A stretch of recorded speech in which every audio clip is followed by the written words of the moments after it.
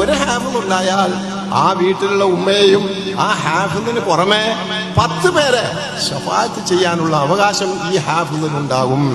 10 ഉമ്മയെയും പിടിച്ചു കൊണ്ടുപോകാം, വാപ്പയെയും പിടിച്ചു സ്വർഗത്തിലേക്ക് കൊണ്ടുപോകാം. ജ്യേഷ്ഠന്മാര്, അനിയന്മാര്, പെങ്ങന്മാര് 10നേക്കാൾ കൂടുതൽ, അവനോടുകൂടെ 11.